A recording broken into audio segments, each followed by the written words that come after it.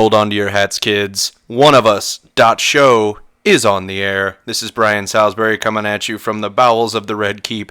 This is going to be our interview show, sort of our classier, more stylish, respectable, all that bullshit. What we're doing here is we are dipping our toes into as many different geek pools as possible, and that either sounds really dirty or you think we're talking about Magic the Gathering specifically, which we will be, I'm sure, on a future episode. But the idea here is to do these short-form conversations with some of the bigger enthusiasts of various different niches of geekdom. And today, we've got a very special guest for our inaugural run. I'm really excited about this show. I think you should be too, just because I said so. I do want to let you know that Oneofus.net, all of our shows are on iTunes. You can search for One of Us under the podcast section. But today, we have with us Paul Gandersman, who is a producer for Arcanum Pictures, as well as the Director of Programming and Development for the Austin School of Film, and he's here to talk to us today about vinyl collecting. Paul is also a very good friend of mine, and I am very happy to have him here. Paul, welcome to the very first OneOfUs.SHOW. Hello. Thanks for having me. You are a very good friend of mine, too. That's good. That's good that people know that I'm not just bullshitting. I didn't know I was on the first show. Yeah, this is the very first one, so then it's just only uphill from here. Yeah, this is going to be terrible. Enormous amounts of pressure, but we're just going to go rapid fire. We're going to do... Can we talk about Magic the Gathering? We will. I can talk about that, too. Hey, man, on a future episode, we will absolutely talk about that. But today we're going to talk about the fine art of vinyl collecting, and I don't mean the toys that you get out of those quarter machines at the grocery store, but instead, records. And the way this show is going to work henceforth is that we're just going to fire questions at each other back and forth. Mine will be pertaining specifically to the niche passion we're discussing, and the guests will have questions for me that can be about whatever the hell they want, because we're not putting any restrictions on them. But, Paul, my question to you, as a collector of vinyl, this is something that I've gotten into recently as well. There are those who would say, because they have eyes and watches and calendars, that vinyl is a dead format as far as technology goes. So why the interest? Why collect vinyl in the first place? Well, I mean, yeah, there's definitely... technologically speaking, there's superior formats and all this kind of stuff. And there's going to be people out there that stop listening right now because I said there's superior formats, because yes, I guess certain vinyl with a special record needle and all this stuff is perfect, but I'm not that kind of vinyl collector. I can't afford to be. Financially, it's just too much for me. But to me, it's, you can argue back and forth all day the quality of it and what's better or worse and that sort of thing. But for me, it's not about that. It's more just the fun of it, the enjoyment I get out of finding. I buy old records and new ones, and I love a record because it's a big old package.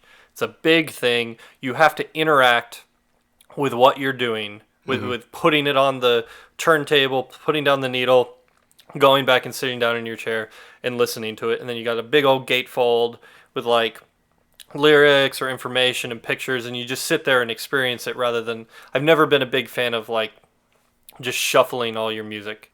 I've always been a believer in the concept of the album as a piece of art.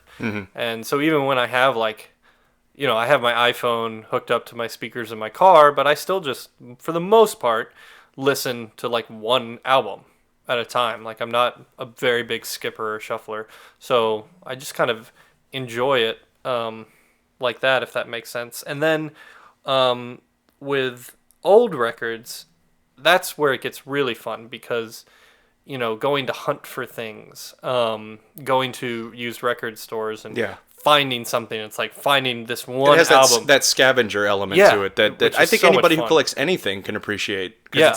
And I'm going to hit on something else you said about it requiring more of you, being a more active, a more involved type of hobby, because it isn't just like a Blu-ray where you can hunt for Blu-rays, you can even hunt for VHS, which is another dead format at this point.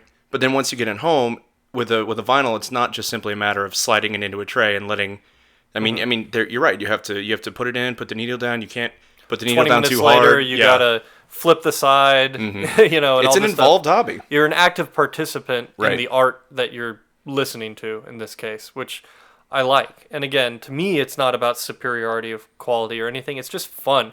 It's just fun finding a used record from an album you love, Or like a used record from an album you've never heard. I do that sometimes. Like I'll just find an album with an amazing cover and buy that and bring it home.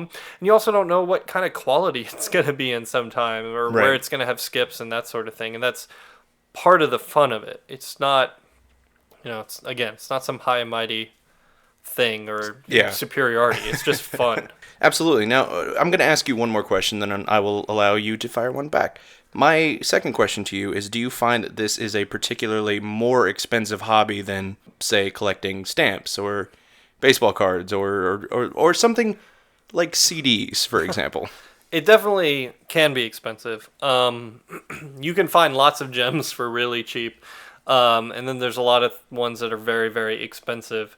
I remember I was actually talking with Luke Mullins, a part of the site, right? Yes, Luke Mullen, who co-hosts our Digital Noise show. Okay, cool. So I was talking to Luke once about record collecting because I know you and Luke just kind of recently, like in the past year or so, Yeah. got into it. And we were talking about a record convention and talking about values on records. And then I had said something about like, oh yeah, the Awesome Record Convention, you'll see like an $80,000 like Elvis record there or something. And Luke was like, $80,000? Right. I said, oh, okay.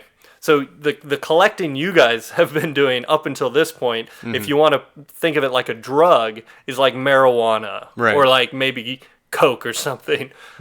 Vinyl is the heroin of collecting, like in terms of how expensive it can get. And it's also probably, maybe, I mean, stamps would be older, but it's one of the oldest or older art form things to collect. I mean, you can just go all the because way it's- back to like Victrola pressings Yeah. as a predecessor of what we have now as vinyl, and what has largely been phased out, although it seems like it's made a resurgence. I know Luke and I, our collecting started with Mondo, with some of the soundtracks that they were re-releasing on vinyl, sort of, I think, as a tribute to the history of not only music but of film as well. But you're right, it can be costly, but there are also those gems that you find for a couple of bucks, just like with anything else. Yeah, it's like I hate buying digital downloads.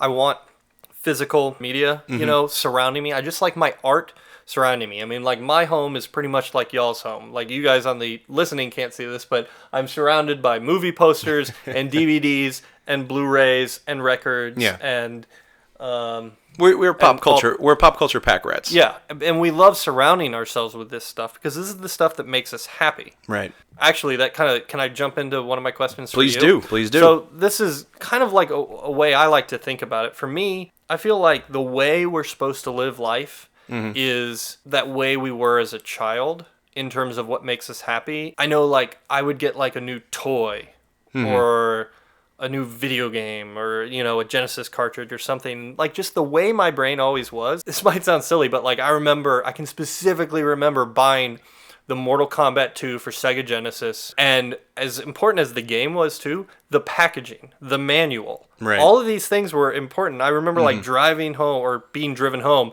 and like opening it up and looking in the manual and all these kinds of things. Even as a kid, that kind of stuff was important to me, my own kind of craziness. I think that's just kind of like what people like us are still doing now. It's like when I go into Game Over Video Games, which is a used game store here in Austin. Yeah. I'm not I usually don't buy like just the games that are carts. I only want to buy them if they're complete, like if they have the box and the manual and all that Sure. stuff in it. And it's just because it's what makes me happy. It's just being a kid and like being in awe of whatever it is that you want, this art or this game or whatever. So I guess to get to my question for you is, can you remember, like, because I imagine you're the same way as me, because clearly you've got all this stuff surrounding you. Right. So can you remember from your childhood something similar, like an item? Like I specifically remember getting Mortal Kombat 2. What do you got? Oh yeah. I mean, it's a slightly bigger scale than maybe the easily collectible type thing, but I distinctly remember as a kid getting my Pee Wee Herman scooter for Christmas, and it was just such a big deal for me, and I loved that show. That between that and Ninja Turtles, I mean, that was my whole life as a little kid. And I remember very fondly, very distinctly getting that for Christmas. And it's impacted me to this day because I remember a couple of years ago, I actually, for the first time in my life, met Paul Rubens at South by Southwest. And it was, even though, when I met him, I was 27 years old, I was a little kid again for a few moments. It's just like, oh my God, this guy is one of my idols. And to this day, like, I just heard that they're going to release the entirety of Pee-wee's Playhouse on Blu-ray, and I was just losing my mind. I was like, yes. So I think that's one of the situations where not only do I clearly remember getting that item, but it is something that I look back on so fondly that it's affecting how I feel about that property as of this day. Yeah, that's the thing. I think like so much of our cynical world and everything is all about people focusing on, oh, well, you shouldn't live your life surrounded by products and giving money to the man and all this kind of stuff. But like, honestly, when you're a kid, you want a toy. Like, you want a video game, you want a movie, like, you want these things, and they make you happy. Right. And there's nothing wrong with that. If somebody is getting paid from it, then fine. I mean, they should, because they're making art or making a toy or whatever. So I feel like collecting anything is really just about, for me, is what makes you happy. It's not about value. I mean, shoot, just recently I was buying up Goosebumps books, like, just because it made me happy, because I found you could get them for $1.99 each. Yeah, you're not going to flip those. Yeah, at half-price books. And I've just, like, so far I collected, like, 1 through 20. Like, I set myself a limit, and I was like, all right, I'm going to find 1 through 20. Anyone who thinks they're actually going to get rich selling copies of Night of the Living Dummy are themselves living dummies. Maybe Night of the Living Dummy 2. Yeah, well, but, obviously. I mean, come on, Night of the Living Dummy 2. Yeah, that's the more Romero-influenced one. It's no Night of the Living Dummy 3, though. That's true. But, like, I set myself, I was like, all right, I'm going to get 1 through 20. And then it actually became a scavenger hunt, because I couldn't easily find 1 through 20. I was missing a few, and then I started, like, finding them, and then started getting half-price coupons and winning on a special day, and then they magically had, like, 3 that I was missing on the day of the coupon and all this stuff. And it's silly, and at the end of the day, I'm only spending like $20 on all this stuff or something, but it makes me happy. That's why I do and it. I think you're right. I think you've hit upon something here in saying that it makes us happy. We're not sitting here right now professing to be the experts in any particular field. What this is about is being an enthusiast. I think there's a big difference between being an expert in something and just being an enthusiast, and I think one of the nice things about not having to call yourself an expert is that you can let yourself get wrapped up in the joy of it and think about things like, yeah, I really like these Goosebumps books, even though I know there's no monetary value to collecting them. You're not so consumed with the logistics that you can't enjoy the process. Yeah, I mean, nostalgia is just fun. Again, just reminds us of being a kid, and that's how we should be living life, I think. Indeed. So what are some of your favorite vinyls from your collection? Well, so what I brought some here with me today. How interesting of you to ask. That you can't see, but I decided to bring them as props for us to talk about because, again, that's just how my brain thinks. It's fun. It makes it more of an adventure.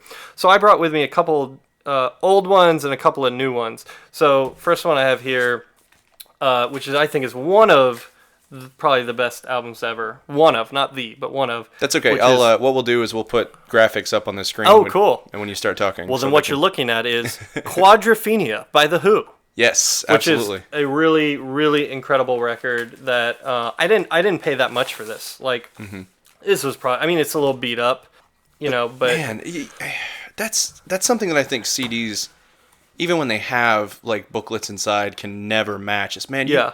Open this up, and this Quadrophenia book is, I don't know, it's like some sort of masterclass in photography. Yeah, this is a book composed of just photos that are basically just kind of like the story or spirit of the album. You're not going to get this in a MP3 download. I mean, I guess you can download it. Oh, look, there's a bunch of naked women there. You can download it, sure. That's something you can't get on the internet. It's not the same as sitting there and putting this in. And this is an interesting album. It's something that it's kind of weird. All right, so this is a 2-record album, a double album, which is where that comes from. Right.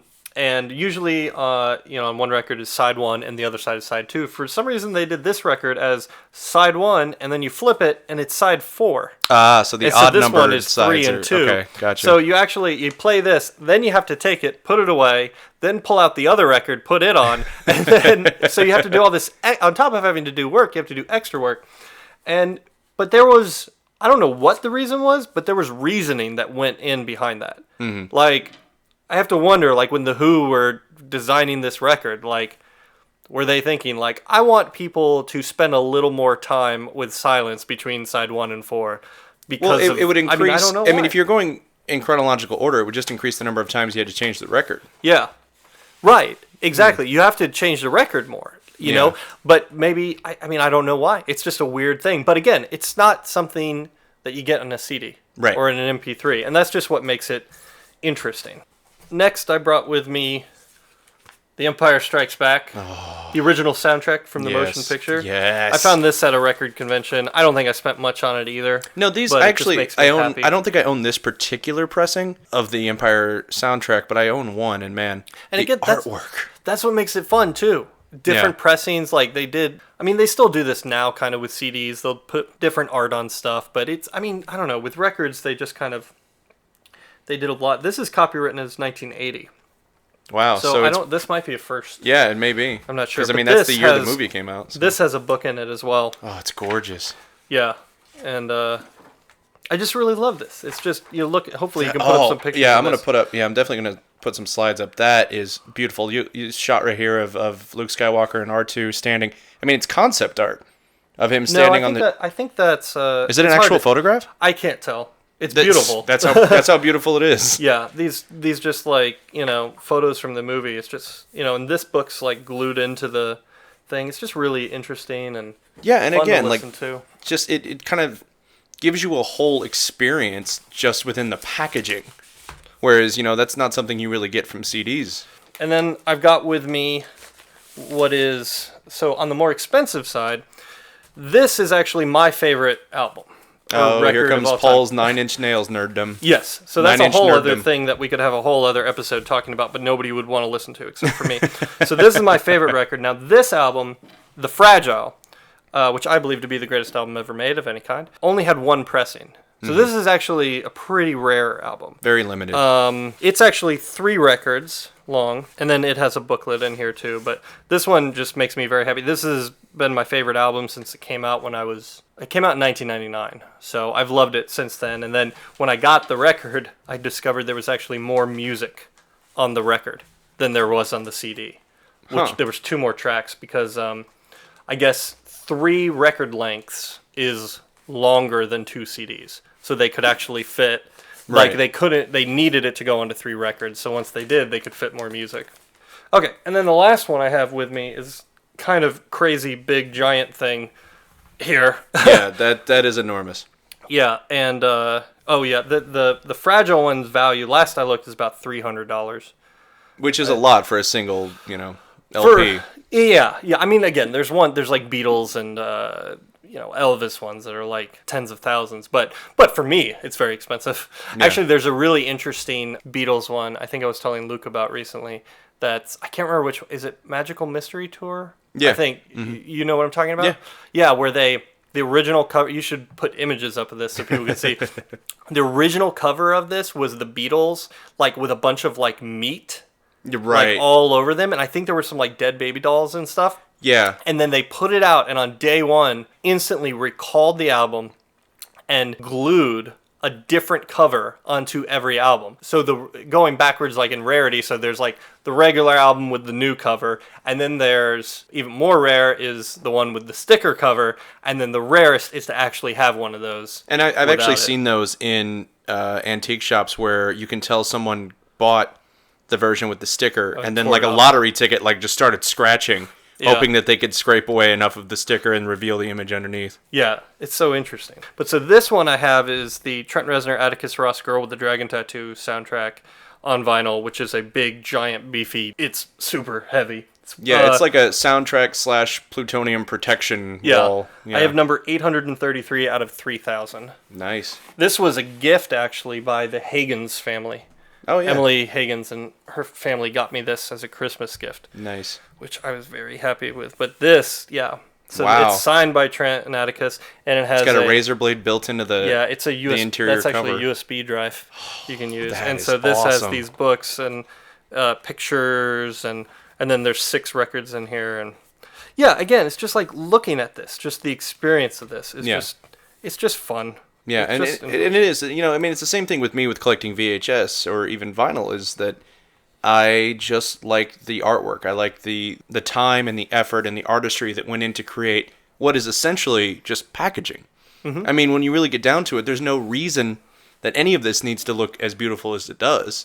really what you're buying is the music, but that is what makes things like vinyl and VHS so great, is that, well, especially vinyl, is that there is so much care put into what is, could be considered superfluous, that makes an experience out of owning it. Yeah, absolutely. It's all that stuff you talked about, and then with older stuff, the experience of finding it. There's tons of stuff I could just go on eBay or Amazon and pay for, but I kind of love these weekly or bi-weekly shopping trips I go to the different half-price books around town, and I have just like a long-running list of things, and I just check those few sections at the stores and see if they have it, because it's fun, because when they do have it, it's so exciting.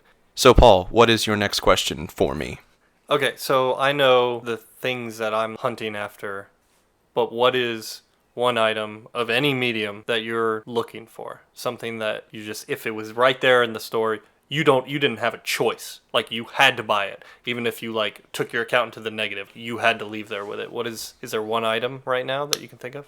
At this very moment, I am proud to say that I have acquired my big white whale, which was the complete Laserdisc collection of Star Wars.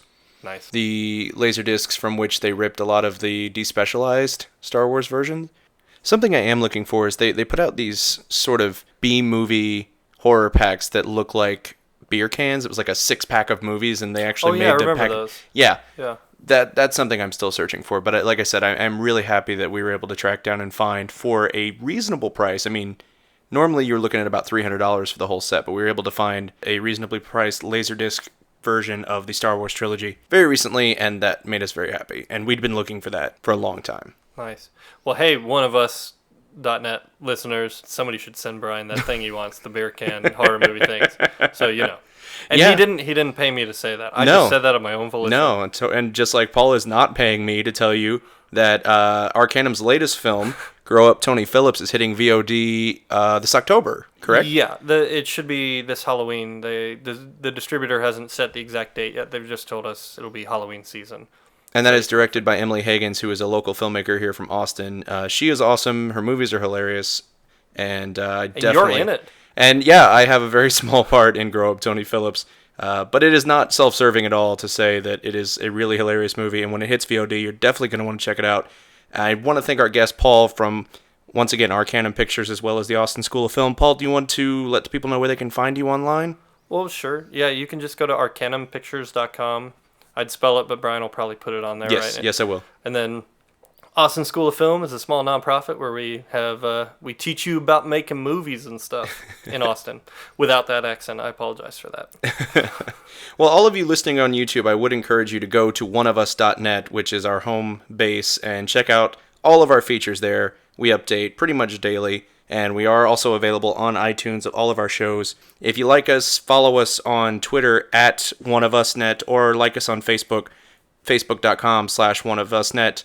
And you can also become a subscriber and help us out, buy something from our store, all that good stuff. But for the time being, this has been the first episode of OneOfUs.SHOW. We will be back with another guest, another enthusiast from another universe of geekdom next week. Thanks for listening, and have a wonderful day.